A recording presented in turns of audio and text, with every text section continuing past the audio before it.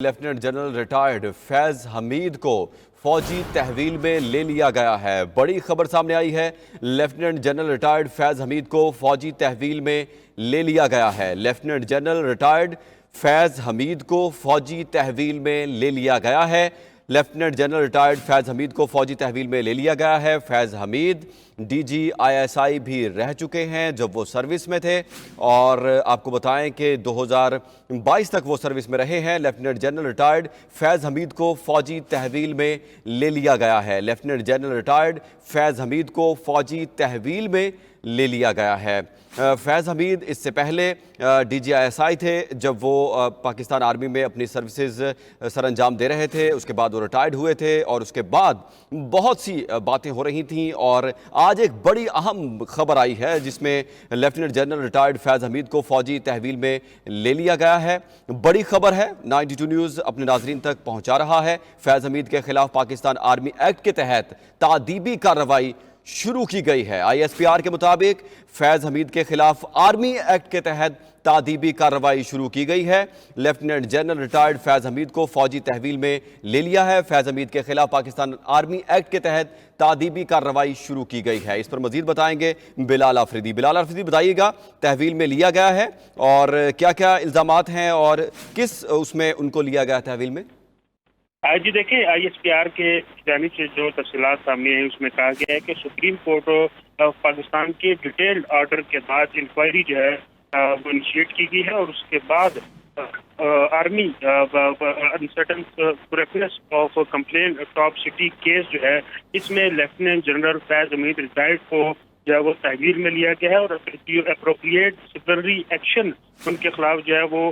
شروع کر دیا گیا ہے، اور آرمی ایکٹ کے تحت یہ کارروائی اور انکوائری جو ہے وہ شروع کی گئی ہے۔ اور ان کا کہنا تھا کہ مختلف کیسز ہے جس میں پاکستان آرمی ایکٹ کی وائلیشنز کی گئی ہے، اور اس پاکستان آرمی ایکٹ کے تحت ان کو جو ہے وہ تحویل میں لیا گیا۔ سپریم کورٹ کے ڈیٹیلڈ فیصلے کے بعد انکوائری کا آغاز کیا گیا تھا ٹاپ سٹی کیس میں۔ اس کے بعد فیض حمید کو باقاعدہ طور پر تحویل میں لے لیا گیا ہے۔ جی اچھا بلال آفریدی، یہ کہیے گا کہ یہ نجی ہاؤسنگ سوسائٹی کے ہی معاملے پر ایک فیصلہ آیا تھا سپریم کورٹ کا، اسی میں ہی صرف تحویل میں لیا گیا ہے، یا اور بھی کوئی فیصلے ہیں جن کے حوالے سے کوئی تحقیقات ہونی ہے یا کوئی انکوائری ہونی ہے؟ جی دیکھیں، اختیار سے جو تفصیلات سامنے آئی ہیں اس میں کہا گیا ہے کہ لیفٹیننٹ جنرل ریٹائرڈ فیض حمید کو ٹاپ سٹی کیس میں تحویل میں لیا گیا ہے، اور فیض حمید کو مختلف آرمی ایکٹ کی خلاف ورزیوں پر بھی تحویل میں، اور آرمی ایکٹ کی مختلف خلاف ورزیاں جو ہے وہ فیض حمید کی جانب سے کی گئی تھی، اور ان پر انکوائری کا باقاعدہ آغاز کیا گیا تھا، اور انکوائری کے بعد ان کو تحویل میں لے لی گیا، اور ان سے مزید جو ہے وہ انکوائری اور جو انویسٹیگیشن ہے وہ بھی کی جائے گی۔ اختیار کی جانب سے جو پریس ریلیز سامنے آئی ہے اس میں کہا گیا ہے کہ سپریم کورٹ آف پاکستان نے ایک تفصیلی انکوائری جو ہے وہ اس کا آرڈر دیا تھا، اور جس میں آرمی ایکٹ کی خلاف ورزی کی گئی تھی ٹاپ سٹی کیس کے حوالے سے سپریم کورٹ کا یہ فیصلہ تھا۔ اس کیس میں انکوائری کے بعد فیض حمید کو باقاعدہ طور پر تحویل میں لے لیا گیا ہے۔ جی اچھا بلال، یہ بھی کہیے گا کہ فیض حمید کہاں پر موجود تھے جب ان کو تحویل میں لیا گیا؟ جی دیکھیں، اس حوالے سے آئی ایس پی آر کی جانب سے مزید تفصیلات تو سامنے نہیں آئی، لیکن آئی ایس پی آر کی جانب سے جو یہ ہے کہ فیض حمید کے خلاف فیلڈ جنرل کورٹ مارشل کا جو پروسیس ہے وہ بھی شروع کر دیا گیا ہے، اور ان کو ملٹری کسٹڈی میں اس وقت رکھا گیا ہے۔ کورٹ مارشل کا جو پروسیس ہے وہ بھی شروع کر دیا گیا ہے۔ ٹاپ سٹی کیس میں ان کے خلاف جو ہے وہ سپریم کورٹ میں فیصلہ آیا تھا، اور اس فیصلے کے بعد آرمی ایکٹ کے تحت ان کے خلاف تعدیبی کارروائی شروع کر کے ان کو تحویل میں لے لیا گیا ہے۔ جی اچھا یہ بتائیے گا بلال آفریدی کہ یہ جو جس طرح آپ نے بتایا کہ نجی ہاؤسنگ سوسائٹی کا جو کیس تھا اس کے اندر اس طرح کی جو فیصلہ تھا سپریم کورٹ کا، اس کے اندر تحقیقات کا حکم دیا گیا تھا، اسی ہی کیس میں ان کو اب انکوائری کے لیے تحویل میں لیا گیا ہے، تو ان کے اوپر کیا کیا الزامات ہیں جو سوسائٹی کی جانب سے لگائے گئے تھے تب یہ فیصلہ ہے؟ جی دیکھیں، جو تفصیلات ابھی تک سامنے آئی ہیں آئی ایس پی آر کے مطابق، اس کے مطابق لیفٹیننٹ جنرل ریٹائرڈ فیض حمید کو ٹاپ سٹی کیس میں تحویل میں لیا گیا ہے، اور اس کے ساتھ ساتھ فیض حمید کو مختلف آرمی ایکٹ کی خلاف ورزیوں پر بھی تحویل میں لیا گیا ہے۔ فیض حمید کے خلاف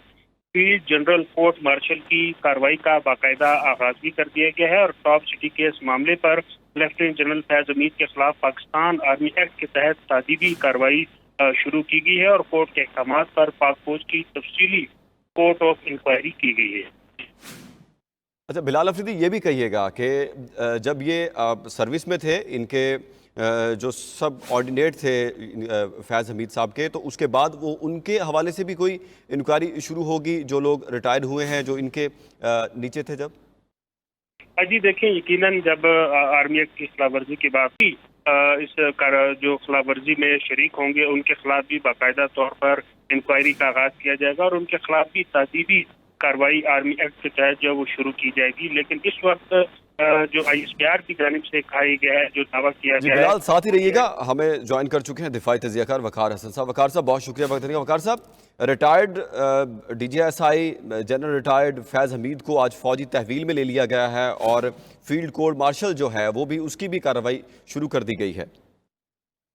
یہ بیسیکلی فورس کا اکاؤنٹیبلٹی پروسیس ہے، اور اگر سارے ادارے آئی تھنک اکاؤنٹیبل کریں تو چیزیں بہت ٹھیک ہو سکتی ہیں۔ اور لگے ہیں یا جس کی انویسٹیگیشن ہوئی اس میں کوئی ایسی امپورٹنٹ اور کرٹیکل چیزیں نکلی تھیں جس وجہ سے اتنا بڑا اسٹیپ لیا گیا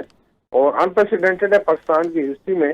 لیکن اس میں آئی تھنک ایک ڈسپلے ہے اور ایک ریزالو ہے، ارسپیکٹو آف کہ آپ کا رینک کیا ہے یا آپ کی انویسٹیگیشن کیا تھی، اگر آپ لیٹس سے وائلیٹ کرتے ہیں لا کو، اور چاہے وہ اپنا سول میں ہو چاہے ملٹری میں ہو، اور اپنی پوزیشن کا غلط استعمال کرتے ہیں یا later on even post retirement بھی آئی تھنک ان پہ کافی سارے آبجیکشن تھے، تو اس لحاظ سے میرے خیال میں ایک پازیٹیو اسٹیپ ہے۔ باقی FCCM میں پورا موقع دیا جاتا ہے